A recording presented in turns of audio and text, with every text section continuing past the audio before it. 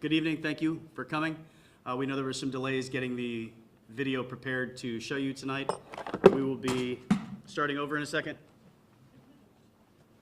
All right. Whose equipment is this?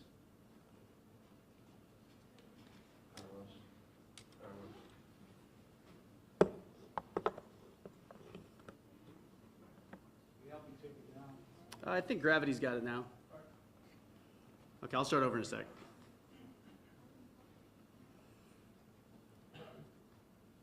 Good evening. We'd like to thank you all for coming. We realize there were some delays in getting the video ready for release. Tonight we will discuss the events that occurred on January the 27th, 2023 with regard to the officer-involved shooting. This is an ongoing investigation consisting of 4 parts. The Tracy Police Department conducts 3 parts of the investigation. The first being a criminal investigation into the conduct of the suspect. The second, conducted by our Professional Standards and Training Division, is the adherence to policies and procedures by the officer.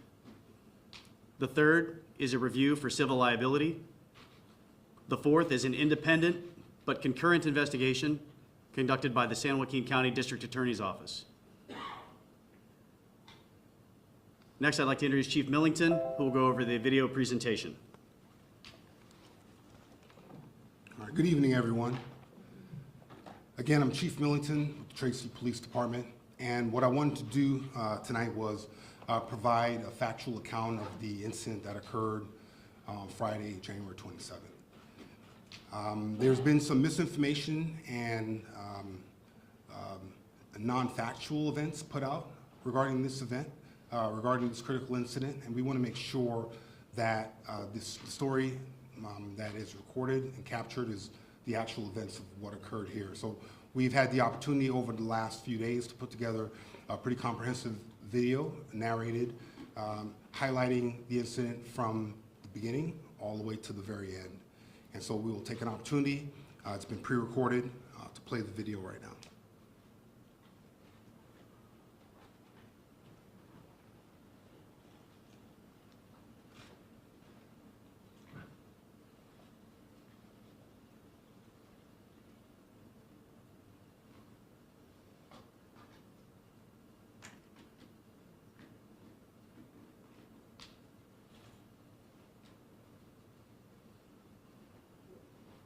The delay in audio is intentional.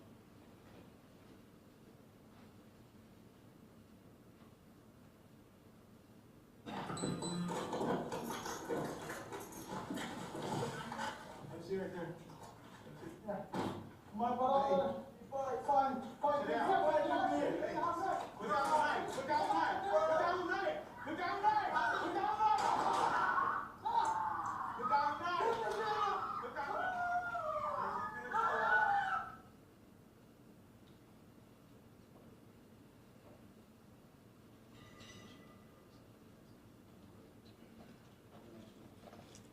Just to clarify, the 30 seconds of no sound, that's a feature that's normal with our body-worn cameras. The video is always recording, and when activated, it'll pick up a 30-second buffer of just video, no audio. And now we'll show the next video, which is going to be the narration of the events. Excuse me, the next video will be a narration of the events as they unfolded.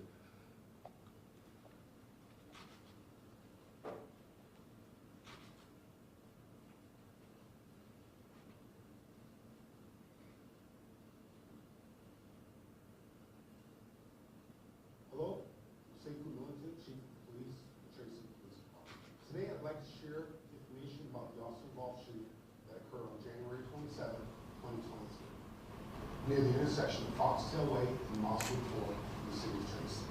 At about 1:47 p.m., our communication center received a 911 call from a community member in the 500 block of Silvertail Place. The reporting party told dispatch he witnessed one man with a knife chasing another man. 911, what's your emergency? I got a gentleman, I live on Silvertail, and I got a gentleman running around here chasing somebody with a big old knife. The reporting party went on to describe that the two parties ran from his residence to a nearby location where he could still hear screaming. I done ran him off on my property, and they done ran around the corner, and I hear him around there screaming or whatever. What race is the guy? It looks like he's asleep. So like a Middle Eastern man? Yeah. Okay. Do you remember what he's wearing? I can hear him yelling right now. Okay. Do you remember what he's wearing? What type of clothes? He's wearing a light brown, you know the garments that they wear? The pants and a long shirt. He described the armed subject as carrying a knife with a blade larger than 6 inches. The reporting party told dispatch that the involved subjects ran to a nearby court. Dispatch was able to determine the subjects were last seen near the intersection of Foxtail Way and Mosswood Court. It looked to be at least 6 inches long. Can you still see him? Or do you just hear him? No, they ran around the corner, and I didn't want to get involved. I just wanted to call somebody.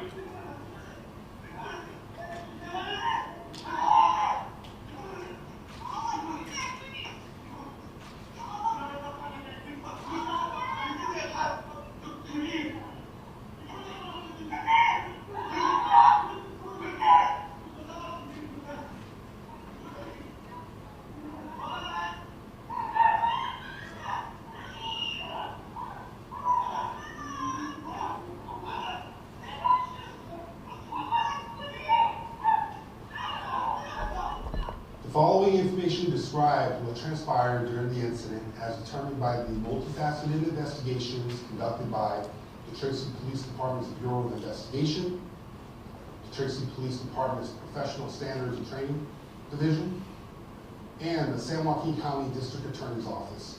During the investigation, it was determined that the primary subject was a 17-year-old male who'd been chasing his adult brother with a knife. After receiving the initial call at 1:47 p.m., 3 officers were dispatched to the location to further investigate. The first officer, a 28-year veteran officer, arrived at the location at about 1:56 p.m. Officer Ramirez was driving a fully marked police car wearing full police uniform. 4 seconds after arriving on the scene, Officer Ramirez got out of his police car where he was met by an adult male subject. The male, later determined to be the victim, muttered, "My brother, fighting," and pointed to the west.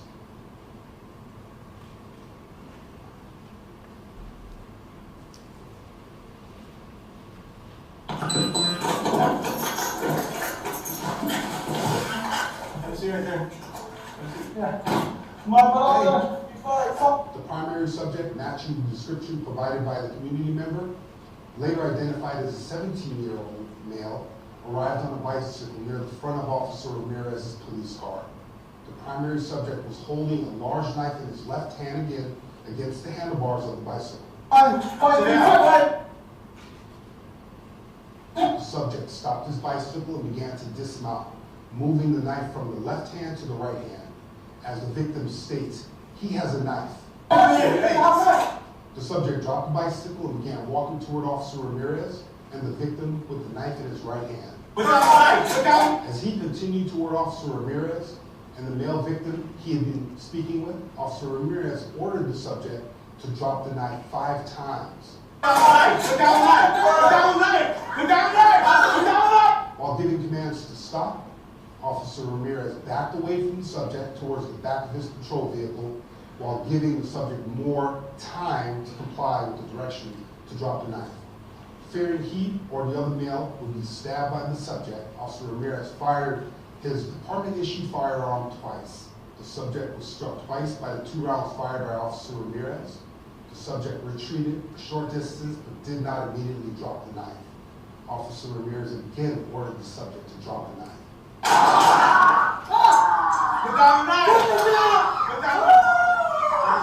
As was ordered to the ground by Officer Ramirez, the subject dropped the knife to the sidewalk. Officer Ramirez advised dispatch via radio of shots fired. A female believed to be the subject's mother arrived at the scene with another adult male and a child. The female picked up the knife that the subject discarded, but dropped it when ordered to do so by Officer Ramirez.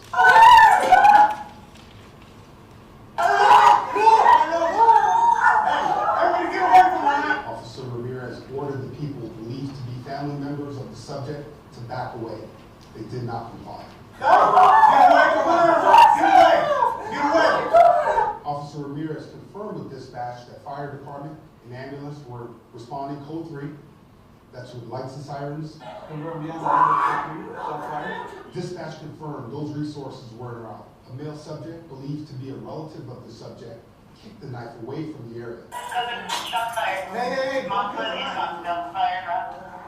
Officer Ramirez advised dispatch there were multiple family members at the scene and requested additional officers to the scene. We got family coming out. Though Officer Ramirez continued directing the family away from the subject, they did not comply with his direction. Officer Ramirez put on latex gloves, planning to provide first aid to the subject when it was safe to do so. Additional officers began arriving at the scene. It took several officers to secure the area around the subject, making it possible to immediately provide life-saving measures. Minutes after the subject was shot, Officer Jamore applied a tourniquet to the injured arm of the subject.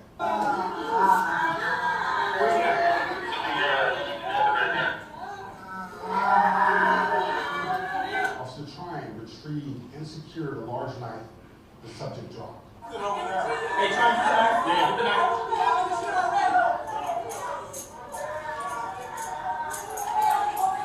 Utilizing combat gauze, Officer Trine applied direct pressure to a wound to the subject's stomach. The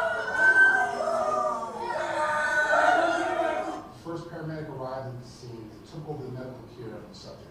Chest, I believe, once The subject was transported to a local trauma hospital for treatment. These incidents are tragic for all involved parties. Our thoughts and prayers go out to those affected by this unfortunate event. While we believe in the sanctity of all life, we hold true to our obligation to keep the Tracy community safe from those who would cause harm. Officers of the Tracy Police Department receive extensive training in de-escalation and alternate force options. However, those options are not always available in a rapidly evolving event where great bodily injury or death is very possible. We will continue to be transparent with this investigation as new information is developed.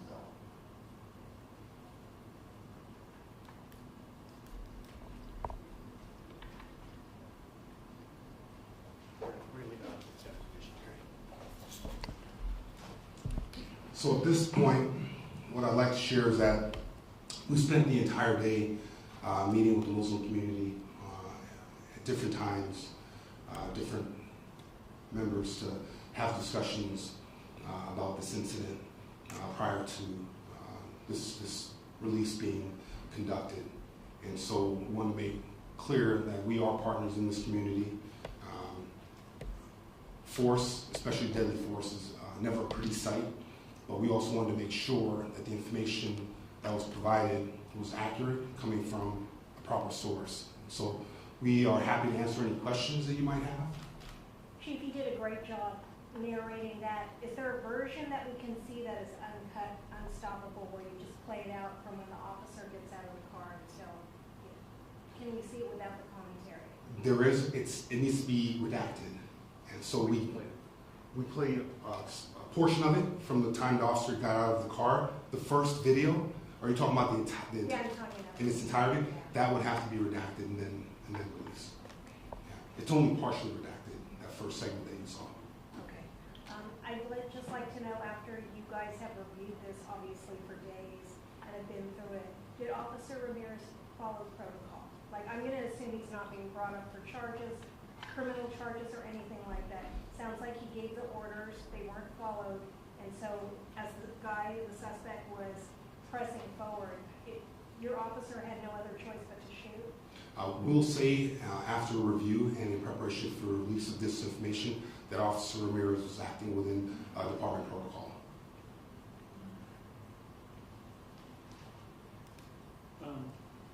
I'm sure you can see just by looking at the timestamps on the video, what was the delay from the time that the subject was shot until the time that the officer was actually able to render first aid? I think we have this time more. The first aid that was applied The soonest was 3 minutes, 17 seconds. That was a tourniquet applied to the arm. The second first aid intervention was at 4 minutes, 2 seconds after the shooting, which was direct pressure to the abdominal wound. How long did it take for an ambulance to get there from the time of the? The ambulance was there in about 5 minutes and 53 seconds. And they were off the scene at 9 minutes and 23 seconds after the shooting itself. Yes, ma'am. For the chief, if you don't mind, what role does language barrier play in an investigation like this? Because it's clear in the video, very little to broken English is spoken by the subjects who were trying to speak to the officer.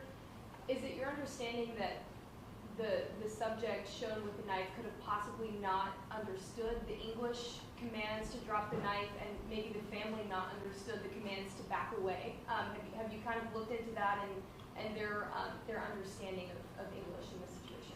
It's a good question, and one that we've gone over. There is a language barrier. There's no doubt about that.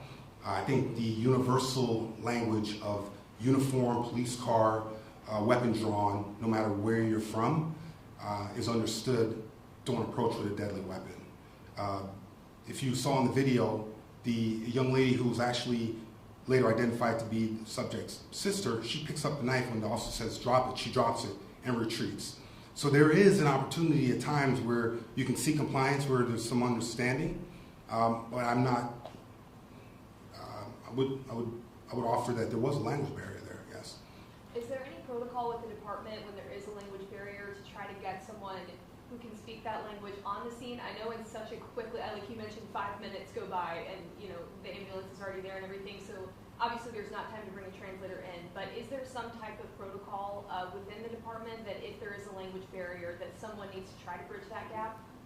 Yes, we actually do. We have a number of dialects and languages spoken in the police department, and when time permits, we will absolutely have them on scene, readily available. In this instance, that wasn't an option for us. And is there any information on what you see prior on the ring home surveillance video? We see a chase, we see some yelling. Do we know what led to, what was happening between, I guess, two brothers? Just kind of the nature of what was going on there? That's part of the investigation. I will tell you that there was an internal fight that was occurring. Started with the brother, carried on to a fight with the father, at which point you can see in the video, the suspect strikes the mother, knocks her down, strikes the sister, and then strikes at the father with the knife. So there was some action going on. That was, probably 9 minutes or so, 8 to 9 minutes before our first officer, Ramirez, arrived on scene. Are you able to announce charges against the person who was holding the knife in the video? I'll let Captain Lopez speak to that. Good afternoon, Captain Octavio Lopez with the Bureau of Investigation. So, as part of our criminal investigation into the suspect, we've been in direct consultation with the District Attorney's Office, and at this time, our primary focus is the medical care of the suspect. It is clear to us that at this point we will likely make a recommendation of charges of assault with a deadly weapon on multiple counts as we continue to review evidence and put this investigation together. So we're looking at multiple counts of Penal Code 245A1 and 245 parentheses lowercase c that will be recommended to the District Attorney for their review for charging. And those have not been filed? That's correct. Currently, we just don't know the medical outcome of this suspect, so we're working together with medical staff to make sure that the primary focus right now is his health. A question I get frequently covering officer-involved shootings from our readers and the public is, when an officer is in a situation like a gun versus a knife or a gun versus a belligerent individual, why didn't they use non-lethal force such as a taser? I'm curious for our folks who aren't familiar with this type of situation, if you could walk us through why that didn't happen here. Absolutely. Another good question. If time permits, our officers are all equipped with tasers, electronic control weapons. Each of their vehicles are outfitted with less lethal shotguns. They're only equipped for less lethal encounters. Again, our patrol strategy is that if we have time to group, get the officers together, to brief, to have a plan, there are instances where life is in jeopardy and you have to act. Akin to an active shooter, this is an active stabbing situation. The officers arrived on scene, the initial officer arrived on scene, was faced with a challenge and didn't have a time to react to consider taser. Also, part of our tactics is that when you deploy a taser, you also partner with lethal cover. In the event that it's an electronic system, it's mechanical, it's prone to fail or miss, or if the subject is intoxicated or wearing thick clothing, ineffective. And we want to make sure that there are contingencies in place. Officer Ramirez was the only officer and the first one to be encountered by someone who showed up less than 4 seconds after he exited the car. He used what he thought was in his best judgment, which is consistent with our training. It looked as if there was a pretty intense altercation on that Ring doorbell camera. Do you have a history of needing to respond to this particular address? Is there a history of police response to this particular family? And are the other people involved okay? You mentioned a younger child and potentially a mother who was hit by this individual as well? Thank you, great question. As a matter of fact, we do not have any history at this particular residence. No history with the family of any disturbances. And the other individuals that you see in the video appear to be in good health at this time. Older brother was how much older than the 17-year-old? And I think I heard you say a younger sibling was involved. Forgive me, ask the question again? So how old was the older brother who was the subject of the knife advances? And then I think you mentioned a younger sibling was involved as well in that Ring doorbell video. I don't want to misquote the age of the older brother. He is of adult age, but I don't have his exact age. I can get that for you at a later time if you like. Yes, ma'am. The suspect was under the influence of any kind of drug or alcohol or anything? We don't have that information at this time. Why the second shot? One was not enough? The way our officers are trained, that is to shoot until the threat stops. There was a great deal of control used when this incident occurred. When the subject was advancing with the knife, Officer Ramirez felt at that time 2 shots were appropriate. Immediately after the subject turned, there were no more shots fired. So he used what he felt was necessary at that moment. Is there any way we can play that video again? Absolutely. May I ask, what do we know about this family in terms of their cultural background? And can you characterize your meetings with the Islamic community? What were some of the things that you heard, some of their concerns about? And I presume you showed this video to them first? That is correct. So maybe I'll start the last question, and I'll have the captain address the first question about the conversations with the family and what information was shared. So the meetings were very productive today.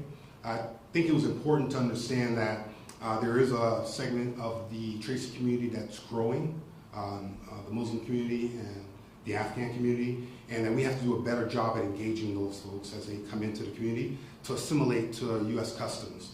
We talked about future training opportunities, future opportunities for cultural awareness, where we can share as a police department our perspective on law enforcement and policing, and then also learn the cultural differences that the community has to offer. So I think that the meetings were very productive, and I look forward to continued engagement with them. I think it was important that we met with them before we released this information so that it wasn't a surprise, because they are the most impacted. I was wondering, we saw and heard the 911 call. Is there going to be a chance that we would hear how the call was dispatched to the officer? It's a good question. So you heard the 911 call and how it was dispatched. I don't see why not. It wasn't a part of this particular clip, that's information that we have available to us. Can you detail who exactly you met with within the local Islamic community groups, or who was that? Okay. We met with the Tracy Islamic Association. They're our local representative for a large portion of the Afghan community. They do a lot of the intake, if you will, people who are new to the community, sometimes new to the country. They meet with them and try to give them education on culture and things of that nature.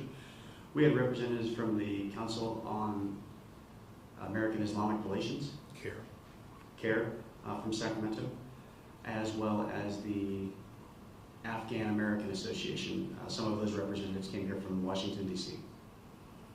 We also met, to be clear, we also met with our council members of the executive staff of the city. We were unable to meet with the family. We did set aside a block of time for them, but they were unable to attend. But the offer was extended. Sir, in the back. The two shots were rapid fire. Why didn't you give him time after the first shot to turn away? And also, was the officer equipped with body armor, and was he equipped with the taser? Yeah, so I'm going to repeat what I stated earlier, that our officers are trained to engage until the threat stops. After the second round, Officer Ramirez recognized that the threat had stopped. He turned, backpedaled, at which point he dropped the knife. So he acted in a fashion that he thought was appropriate given the advancement that was occurring by the subject. To your question, every officer is equipped with body armor when they go in the field, and every officer is equipped with a taser. Does that answer all your questions? Yeah, one more question. It seems like the brother was saying that everything was fine. The brother was actually the victim you were talking about. So why didn't Officer Ramirez actually stop and think that the threat was no longer active? The person, the victim, is saying that he's okay. That's actually not what occurred. If you look at the video, Officer Ramirez exits the car, makes contact with the brother who's the victim, and he's having a conversation with him. He actually, you can notice in his left hand, he has a notepad, and he's actually talking with an individual who fits the description that was sent out. Officer Ramirez then exited his vehicle with a firearm in his hand. 4 seconds after being on scene, he was rapidly approached from the right side out of his periphery. That's where he recognized the threat. The brother said he has a knife, and Officer Ramirez reacted to that threat. Yes, sir, in the back. Thank you, guys. Appreciate the time. I have a question. What's the department's policy regarding being first on the scene and then responding to the scene when there's a sense of imminent danger or threat to not delay? So our policy. I also have a follow-up question, by the way. Okay. So I mentioned in the chronological account of the events, we generally like to, especially in an instance like this, deploy more officers as opposed to one officer. 3 officers were deployed to this. They're not all, so we deploy with single unit cars, 1 officer per car. They're not all going to get to the scene at the same time. When there's a threat to life, again, akin to an active shooter, our officers are expected to get there and act. In this instance, where the event originally occurred at the house was maybe a block and a half away from where the officer encountered the brother. He made a judgment call to stop and engage with the brother who fit the description to figure out what was going on. So he didn't look to encounter the individual who was wielding the knife. He got to the scene first in order to figure out what was going on as additional units were responding to the scene. He made contact with the first person that he seen that looked to be a victim. Follow-up question. In the prior question that someone else asked, you had answered that within 4 seconds of engagement at the scene, Officer Ramirez was approached by the suspect. How much time had lapsed from that point to the first gunfire? After that, that's just out of curiosity. I know it's very quick, but I just want to hear on the record how much time passed where he made that judgment call once the knife was on the scene.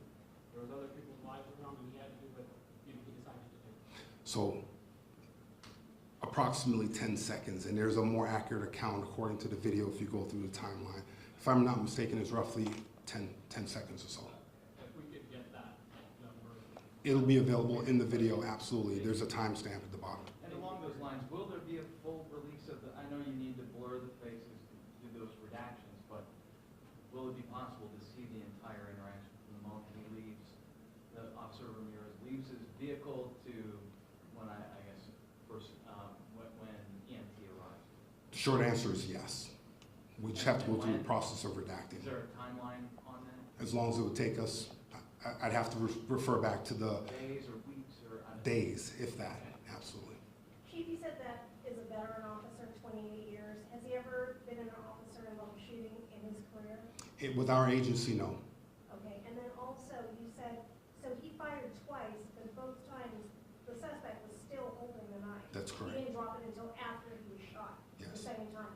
And then when he was making the advance towards the officer, was he making the advance toward the officer and the brother, like both of them? So the officer was fearful for this other person as well, or was it just toward the officer that he was coming towards? Great question. The victim stepped to the right and, the left and rear of Officer Ramirez, so he was actually advancing to both the victim and Officer Ramirez. And we know the victim himself did not make that 911 call, it was a neighbor. That's correct. But when Officer Ramirez pulled up at the scene, did the brother approach the officer almost seeking the help, or was it Officer Ramirez made contact with the alleged victim? I think it was a combination. I don't want to assume what the brother was thinking at the time, but according to his statements, he alerted Officer Ramirez that the brother had a knife. And he also verbalized he had a fight with his brother, all of which I repeated as the video was playing out. It was, I guess, as Officer Ramirez was en route to the scene, he saw this individual, again, matching the description, and to investigate the circumstances, he parked his car, got out the car, and that's when things unfolded. So the brother has been interviewed for a witness statement. I imagine that happened day of, correct? Or? Correct, but I'll have, But the family has not been spoken with since? that is correct. Okay. Does Ramirez have any prior disciplinary actions on his record? Don't believe so, no. Is there any way to find that out? If he would have any? There is a way to find that out, yes. Do you know why the family members initially picked it up and then the uncle kicked it off to the side, the knife, or do you not know, is that? Again, I don't want to speculate. I think what happened was that this was a fight that had been going on for a bit. Started at the house and sort of worked its way down the street. It was chaotic, and it was still there. The officer was by himself and never really got a chance to secure it without taking his eyes off of what was going on around him. And until additional officers got to the scene and they were able to actually create a bit of a buffer and create an opportunity to provide aid and then recover the evidence, it's hard to, we weren't able to get that statement from. So that family member never conveyed to any of the investigators, oh, it's kicking it to get away from the brother? That's They correct. Initially had it. Yeah, we were not able to get that information from the family members. Can you explain more on why you set up those meetings, especially with some of the Islamic community groups? That seems to me, just in officer-involved shootings before, I haven't seen actions like that. You know, let's say if it was a white or a black suspect, can you kind of just describe, your intention behind, why it was particularly important in this situation to have those meetings? I would say first and foremost, they were reaching out and they wanted to have communication about the incident that occurred. And I think it's important that we be responsive. And again, we talk about transparency. We weren't trying to hide anything. This is still an ongoing investigation, and when we felt we were at a point where we could release information, we were prepared to do so. And I thought it was important that we met with the community, heard from them, and talk about ways that we can move forward and grow from this unfortunate occurrence. And how do you make sense of, we live in a very multicultural part of the country. How do you make sense of what might have happened, how there may have been some kind of breakdown there, if there was a cultural barrier, or what? How is the department kind of making sense of that? I would offer, we're going to learn a bit about that as we continue to communicate with the Muslim community. Again, I don't want to assume where this family came from, that it's so different than how we operate here in the United States. But there are cultural differences. I think we know that. I think we have to explore those differences and figure out how do we bridge those gaps. How do we teach, and then how do we learn so that when we respond to these incidents, these kind of things don't occur. I think that's no different than many other ethnicities. The 911 caller described domestique. Is that an accurate description of, like, are they Sikh? Is that accurate? That was not accurate. What can you characterize, you know, or what their religious, I mean, did they mention that to you, their religious beliefs or just their cultural identity? What, in our characterization of them, we just want to be accurate. So I don't believe we were able to gain that from the interviews, but I'll let Captain look. They were from Afghanistan. Yes, sir. Even while training, I know that in tense situations like this, instinct and emotion can cloud judgments. Do you think there's anything different the officer could have done to prevent this? I think, again, I don't want to put words into Officer Ramirez's mouth. I will offer that Officer Ramirez is a stellar officer. I think under the circumstances, faced with the threat that he was faced, he acted swiftly. He acted in accordance with our training, with our protocols. He acted, I think, even respectful to the family after this incident occurred. He didn't get spun up. He was still thinking about rendering aid. He was still thinking about getting additional units there. All of the things that we expect from our officers. So I would say in this instance that Officer Ramirez, under the stress and the chaos at the scene, did about as good a job as he could have. Chief, we heard a little bit earlier at the briefing that Officer Ramirez is mandated to take at least 3 of his work days off. Yes. Do you anticipate he'll be back immediately after those 3 days transpire, or is it already determined that he's taking more time off, and when he does come back, is there some sort of like, he's got to be on desk duty for a hot second, or he's going to just go right back out in the field? How does that work? So I think those, again, great question. All of those options are on the table. We have to assess how he adjusts during this time that he's taken, that he's mandated to take on administrative leave. And if he makes that request, then we'll strongly consider it. Again, these incidents, again, are traumatic not only to the family, but to the officers that are involved with them. There are services that we offer, psych services and different in-house support for Officer Ramirez. We're reaching out to him, we're communicating with him. He will let us know his readiness to be back in the field, and we'll accommodate accordingly. Are they required to go through a psych before they go back on the street after a shooting? One second, for the Facebook Live stuff, you need to repeat the questions. Okay. I thought that was part of it, at least that was my recollection. They have to be cleared on a site before they go back on the street. So just to reiterate your question, are our officers required to have a psych evaluation before they're back on the street? It is not a mandate. Chief, do we know, did you recall how many officer-involved shootings that Tracy PD has been involved? So your question was, how many officer-involved shootings has the Tracy Police Department been involved in? In the last 20 years, there have been 3. The 2 that I've been involved in, the last one occurred back in 2020, to include this one. What's Officer Ramirez's first name? Carlos Ramirez. Earlier tonight, you mentioned that Officer Ramirez is 28 years on the job here at Tracy, which I think speaks to the time he's been on the job. More recently, I had been brought to my attention that there was consideration for retirement. And for contextual purposes, I appreciate that you brought up that this could affect officers, suspects, and victims all psychologically. Was a decision like that ever brought to the department prior to these events, that he was deciding to submit retirement or end his term with the department, or is that a decision like that made after the fact, if that's available information to the public?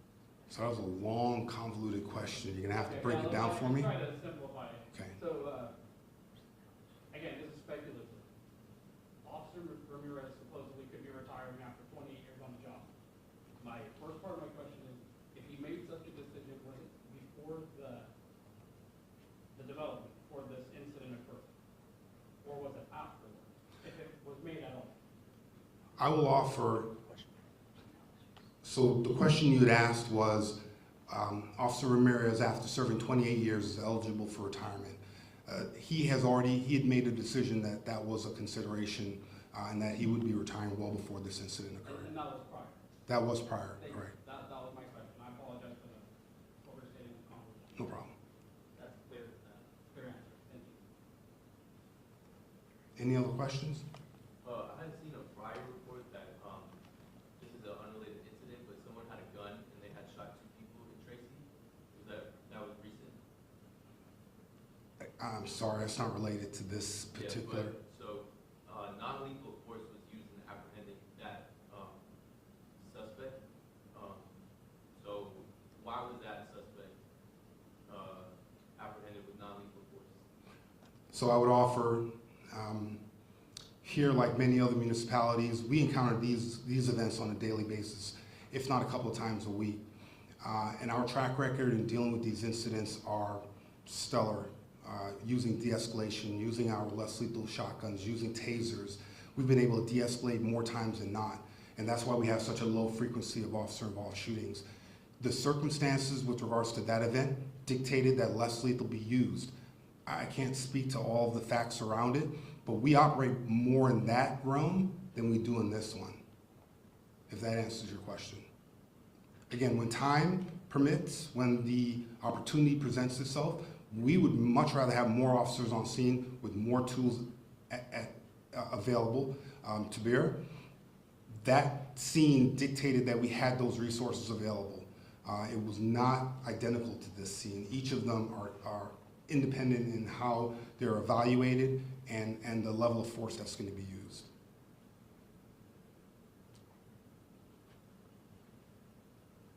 Any other questions? Okay. Yeah, so we're going to take a quick second and replay the video that was requested. Oh, I have one. Will this be online somewhere or like a drop? We'll make sure you get it electronically. Once we wrap this up, make sure we answer all the questions. Kaylin, our PIO, will come down and ensure that everybody gets this in some way electronically, whether it's via YouTube, Facebook. We'll make sure that happens for you. So now that you've had a... You want to talk through? Yeah, now that you've had an opportunity to look at the video, we'll play it again. We'll also play back the ring video now that you know what to look for. So we'll start with the body-worn camera from the first arriving officer. So this is the first 30 seconds prior